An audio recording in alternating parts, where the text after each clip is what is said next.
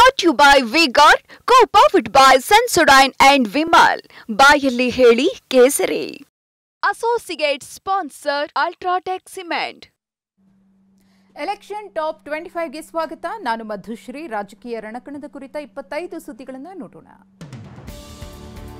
ನಾಳೆ ದೇಶದ ವಿವಿಧ ರಾಜ್ಯಗಳಲ್ಲಿ 4ನೇ ಹಂತದ ಮತದಾನ ನಡೆಯಲಿದೆ. 9 ರಾಜ್ಯಗಳು ಕೇಂದ್ರಾಡಳಿತ ಪ್ರದೇಶ ಸೇರಿ 96 ಲೋಕಸಭಾ ಕ್ಷೇತ್ರಗಳಲ್ಲಿ ಮತದಾರರು ಹಕ್ಕು ಚಲಾಯಿಸಲಿದ್ದಾರೆ. ಬೆಳಗ್ಗೆ 7 ಗಂಟೆಯಿಂದ ಸಂಜೆ 6 ಗಂಟೆಯವರೆಗೆ ಮತದಾನಕ್ಕೆ ಅವಕಾಶ ಕೊಡಲಾಗಿದೆ. ಆಂಧ್ರಪ್ರದೇಶದ ಎಲ್ಲ 25 ಲೋಕಸಭಾ ಕ್ಷೇತ್ರಗಳಲ್ಲಿ 4ನೇ ಹಂತದ ಮತದಾನ ನಡೆಯಲಿದೆ. ತೆಲಂಗಾಣದ ಎಲ್ಲ 17 ಲೋಕಸಭಾ ಕ್ಷೇತ್ರಗಳಲ್ಲಿ ವೋಟಿಂಗ್ ನಡೆಯಲಿದೆ. ಉತ್ತರ ಪ್ರದೇಶದ 13 ಲೋಕಸಭಾ ಕ್ಷೇತ್ರಗಳಲ್ಲಿ ಮತದಾನಕ್ಕೆ ಸಿದ್ಧತೆ ನಡೆಸಲಾಗಿದೆ. ಮಹಾರಾಷ್ಟ್ರದ 11, ಪಶ್ಚಿಮ ಬಂಗಾಳ ಮತ್ತು ಮಧ್ಯಪ್ರದೇಶದಲ್ಲಿ ತಲಾ 8 ಹಾಗೂ ಬಿಹಾರದ 5 ಕ್ಷೇತ್ರಗಳಲ್ಲಿ ಮತದಾನ ನಡೆಯಲಿದೆ. ಜಾರ್ಖಂಡ್ ಮತ್ತು ಒಡಿಶಾದಲ್ಲಿ ತಲಾ 4 ಕ್ಷೇತ್ರಗಳಲ್ಲಿ ವೋಟಿಂಗ್ ನಡೆಯಲಿದೆ. ಜಮ್ಮು ಮತ್ತು ಕಾಶ್ಮೀರದ ಶ್ರೀನಗರ ಕ್ಷೇತ್ರದಲ್ಲಿ ಮತದಾರರು ಹಕ್ಕು ಚಲಾಯಿಸಲಿದ್ದಾರೆ. ನಾಳೆ ಯುಪಿ, ಪಶ್ಚಿಮ ಬಂಗಾಳದಲ್ಲಿ ಮತದಾನ ನಡೆಯಲಿದ್ದು ಕಟ್ಟಾಳುಗಳು ಕಣದಲ್ಲಿದ್ದಾರೆ.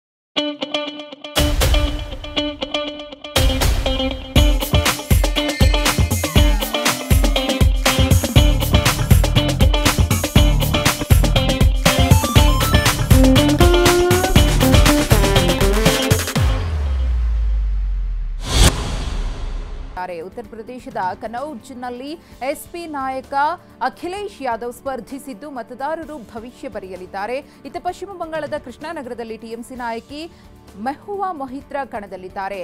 ಬಹರಾಂಪುರದಲ್ಲಿ ಕಾಂಗ್ರೆಸ್ನ ಅಧೀರ್ ರಂಜನ್ ಚೌಧರಿ ವಿರುದ್ಧ ಮಾಜಿ ಕ್ರಿಕೆಟಿಗ ಯೂಸುಫ್ ಪಠಾಣ್ ಸ್ಪರ್ಧಿಸಿದ್ದಾರೆ. ಹೈದರಾಬಾದ್ ಲೋಕಸಭಾ ಕ್ಷೇತ್ರದಲ್ಲಿ ಬಿಜೆಪಿ ಅಭ್ಯರ್ಥಿಯಾಗಿ ಮಾಧವಿ ಲತಾ ಅಖಾಡದಲ್ಲಿದ್ದಾರೆ. ಅಸಾದುದ್ದೀನ್ ಓವೈಸಿ ವಿರುದ್ಧ ಸ್ಪರ್ಧಿಸಿದ್ದಾರೆ. ಇನ್ನೊಂದು ಕಡೆ ಬಿಹಾರ ಬೇಗುಸರಾಯ್ ಕ್ಷೇತ್ರದಲ್ಲಿ ಕೇಂದ್ರ ಸಚಿವ ಗಿರಿರಾಜ್ ಸಿಂಗ್ ಸ್ಪರ್ಧೆ ಮಾಡಿದ್ದು ನಾಳೆ ಮತದಾರರು ಭವಿಷ್ಯ ನಿರ್ಧರಿಸಲಿದ್ದಾರೆ. ಲೋಕಸಭೆ 4ನೇ ಹಂತದ ಚುನಾವಣೆ ಜೊತೆಗೆ ನಾಳೆ ಆಂಧ್ರ ಮತ್ತು ಒಡಿಶಾದಲ್ಲಿ ಅಸೆಂಬ್ಲಿ ಎಲೆಕ್ಷನ್ ರಂಗೇರಲಿದೆ. ಆಂಧ್ರಪ್ರದೇಶದಲ್ಲಿ 16ನೇ ವಿಧಾನಸಭೆಗೆ ಚುನಾವಣೆ ನಡೀತಾ ಇದ್ದು ಎಲ್ಲ 175 ಕ್ಷೇತ್ರಗಳಲ್ಲಿ ಒಂದೇ ಹಂತದಲ್ಲಿ ಮತದಾನ ನಡೆಯಲಿದೆ. ಇನ್ನು ಒಡಿಶಾದಲ್ಲಿ 2 ಹಂತದ ವಿಧಾನಸಭೆ ಚುನಾವಣೆ ನಿಗದಿಯಾಗಿದೆ. ನಾಳೆ ಮೊದಲ ಹಂತದಲ್ಲಿ 28 ವಿಧಾನಸಭೆ ಕ್ಷೇತ್ರಗಳಲ್ಲಿ ಮತದಾರರು ತಮ್ಮ ಹಕ್ಕು ಚಲಾಯಿಸಲಿದ್ದಾರೆ. ಉಳಿದ 35 ಕ್ಷೇತ್ರಗಳಿಗೆ ಇದೇ ಮೇ 20ರಂದು 2ನೇ ಹಂತದಲ್ಲಿ ಚುನಾವಣೆ ನಿಗದಿಯಾಗಿದೆ. ಪಶ್ಚಿಮ ಬಂಗಾಳದ ಕೃಷ್ಣಾನಗರ ನಾಡಿಯಾದ ಮಸ್ಟರಿಂಗ್ ಕೇಂದ್ರಗಳಿಂದ ಮತಗಟ್ಟೆಗಳಿಗೆ ಇವಿಎಂ ರವಾನಿಸಲಾಗಿದೆ. ಚುನಾವಣಾ ಸಿಬ್ಬಂದಿ ಮತಯಂತ್ರಗಳನ್ನು ಮತಗಟ್ಟೆಗಳತ್ತ ರವಾನಿಸಿದ್ದಾರೆ. ಬಿಗಿ ಭದ್ರತೆಯಲ್ಲಿ ಚುನಾವಣಾ ಸಿಬ್ಬಂದಿ ಇವಿಎಂಗಳನ್ನು ಕೊಂಡೊಯ್ದಿದ್ದಾರೆ. ಆಪ್ ಸರ್ಕಾರ ಉರುಳಿಸಲು ಯತ್ನಿಸಿದ್ರೂ ಸಾಧ್ಯವಾಗಲಿಲ್ಲ ಅಂತ ಬಿಜೆಪಿ ವಿರುದ್ಧ ದೆಹಲಿ ಸಿಎಂ ಕೇಜ್ರಿವಾಲ್ ಕಿಡಿಕಾರಿದ್ದಾರೆ. ನಮ್ಮ ಶಾಸಕರನ್ನ ಬಿಜೆಪಿಯವರು ಸೆಳೆಯಲು ಪ್ರಯತ್ನಿಸಿದ್ರು, ಪಂಜಾಬ್ ಸರ್ಕಾರವನ್ನ ಕೆಡವಲು ಯತ್ನಿಸಿದ್ರು, ಅದು ಆಗ್ಲಿಲ್ಲ ಅಂತ ಗುಡುಗಿದ್ದಾರೆ.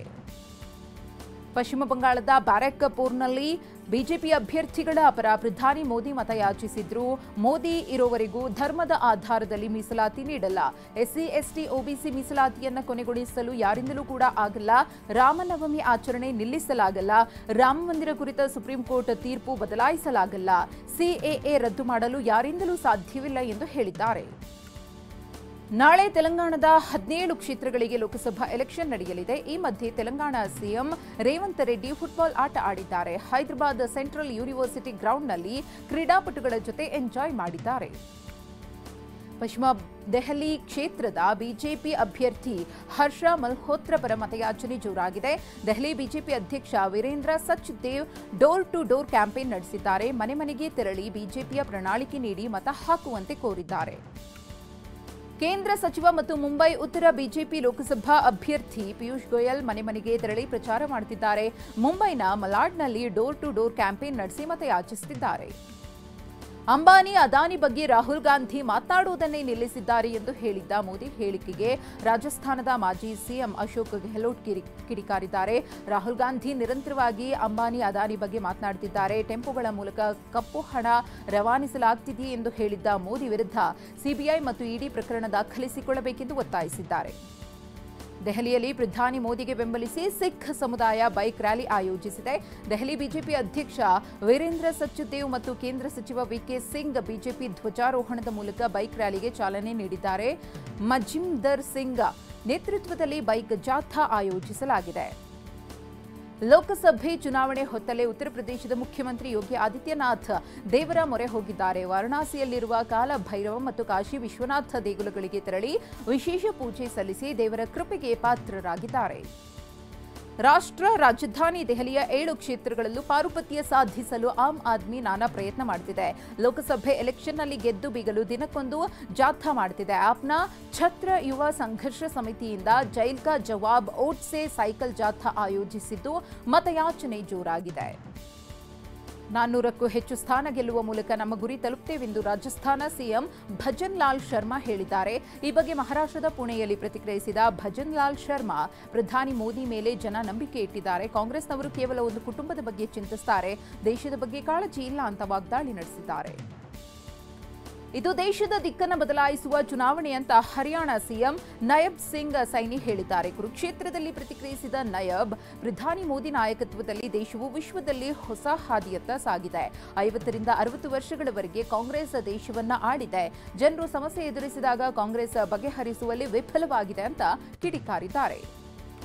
ಒಡಿಶಾದ ಸಂಬಲ್ಪುರ ಲೋಕಸಭಾ ಕ್ಷೇತ್ರದ ಬಿಜೆಪಿ ಅಭ್ಯರ್ಥಿ ಆಗಿರೋ ಧರ್ಮೇಂದ್ರ ಪ್ರಧಾನ್ ಕ್ರೀಡಾಪಟುಗಳ ಜೊತೆ ಮಾತುಕತೆ ನಡೆಸಿದ್ದಾರೆ. ಒಡಿಶಾದ ಸಂಬಲ್ಪುರದಲ್ಲಿ ಬೇಸಿಗೆ ತರಬೇತಿ ಶಿಬಿರದಲ್ಲಿ ಆಟಗಾರರೊಂದಿಗೆ ಲಾನ್ ಬೌಲ್ಸ್ ಗೇಮ್ ಕೂಡ ಆಡಿದ್ದಾರೆ. ಎಸ್ಐಟಿ ಅಧಿಕಾರಿಗಳ ಜೊತೆ ಸಂಸದ ಪ್ರಜ್ವಲ್ ರೇವಣ್ಣ ಕಣ್ಣಾಮುಚ್ಚಾಲೆ ಆಟ ಆಡುತ್ತಿದ್ದು, ಫ್ಲೈಟ್ ಟಿಕೆಟ್ ಮತ್ತೆ ಕ್ಯಾನ್ಸಲ್ ಮಾಡಿರುವ ಮಾಹಿತಿ ಲಭ್ಯವಾಗಿದೆ. ಮ್ಯೂನಿಕ್ ಟು ಬೆಂಗಳೂರಿಗೆ ಮೇ 15ರಂದು ಬುಕ್ ಆಗಿದ್ದ ವಿಮಾನದ ಟಿಕೆಟ್ ರದ್ದು ಮಾಡಲಾಗಿದೆ. ಎಸ್ಐಟಿ ನೋಟಿಸ್ಗೂ ಪ್ರಜ್ವಲ್ ರೇವಣ್ಣ ಕ್ಯಾರೆ ಅಂತಿಲ್ಲ. ಅತ್ಯಾಚಾರ ಕೇಸ್ ದಾಖಲಾಗಿದ್ರು ಪ್ರಜ್ವಲ್ ರೇವಣ್ಣ ಇನ್ನೂ ಪತ್ತೆಯಾಗಿಲ್ಲ. ರಾಜ್ಯಕ್ಕೆ ಮರಳಲು ಸಂಸದ ಪ್ರಜ್ವಲ್ ಮೀನಾಮೇಷ ಎಣಿಸ್ತಾ ಇದ್ದು, ವಿದೇಶದಲ್ಲಿ ತಲೆಮರೆಸಿಕೊಂಡಿರುವ ಮಾಹಿತಿ ಲಭ್ಯವಾಗಿದೆ. ಕಳೆದ 17 ದಿನಗಳಿಂದ ವಿದೇಶದಲ್ಲೇ ಬೀಡು ಬಿಟ್ಟಿದ್ದು, ಇದೀಗ ಮೇ 15ಕ್ಕೆ ಬುಕ್ ಆಗಿದ್ದ ಟಿಕೆಟ್ ಕೂಡ ರದ್ದು ಮಾಡಿದ್ದಾರೆ ಅಂತ ಮಾಹಿತಿ ಸಿಕ್ಕಿದೆ. ಕಿಡ್ನಾಪ್ ಕೇಸ್ನಲ್ಲಿ ಜೈಲು ಪಾಲಾಗಿರುವ ಶಾಸಕ ರೇವಣ್ಣ ಕಂಗಾಲಾಗಿದ್ದಾರೆ. ಇನ್ನೊಂದು ಕಡೆ ಅಪ್ಪನಿಗೆ ಜಾಮೀನು ಸಿಗುವುದಕ್ಕೆ ಪ್ರಜ್ವಲ್ ರೇವಣ್ಣ ಕಾಯ್ತಿದ್ದು, ಬೇಲ್ ಭವಿಷ್ಯ ನೋಡಿ ಮುಂದಿನ ನಿರ್ಧಾರ ಕೈಗೊಳ್ಳೋ ಸಾಧ್ಯತೆ ಇದೆ. ನಾಳೆ ಎಚ್ಡಿ ರೇವಣ್ಣ ಜಾಮೀನು ಅರ್ಜಿ ವಿಚಾರಣೆ ನಡೆಯಲಿದೆ. ಅಪ್ಪನಿಗೆ ಜಾಮೀನು ಸಿಕ್ಕ ಬಳಿಕ ಪ್ರಜ್ವಲ್ ರೇವಣ್ಣ ಬರೋ ಸಾಧ್ಯತೆ ಇದೆ. ವಕೀಲ ದೇವರಾಜೇಗೌಡ ಸುತ್ತ ಕೇಸ್ಗಳ ಚಕ್ರವ್ಯೂಹ ಸುತ್ತಿಕೊಂಡಿದೆ. ಒಂದೊಂದಾಗಿ ಹಳೆ ಪ್ರಕರಣಗಳು ಹೊರಬರ್ತಿವೆ. ಬಂಧನಕ್ಕೆ ಒಳಗಾದ ದೇವರಾಜೇಗೌಡ ವಿರುದ್ಧದ ಹಳೆ ಕೇಸ್ಗಳನ್ನು ಪೊಲೀಸರು ವಿಚಾರಣೆ ನಡೆಸುತ್ತಿದ್ದಾರೆ. ಮಾರ್ಚ್ 14ರಂದು ದೇವರಾಜೇಗೌಡ ವಿರುದ್ಧ ಕರ್ತವ್ಯಕ್ಕೆ ಅಡ್ಡಿ ಆರೋಪದಲ್ಲಿ ಡಿಸಿ ದೂರು ನೀಡಿದ್ರು.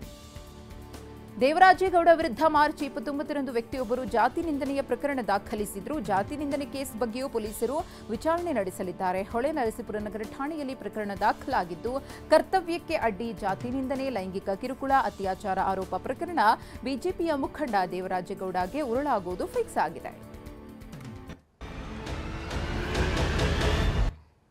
Brought you by V-Guard, co-powered by Sensodyne and Vimal. ಬಾಯಲ್ಲಿ ಹೇಳಿ ಕೇಸರಿ.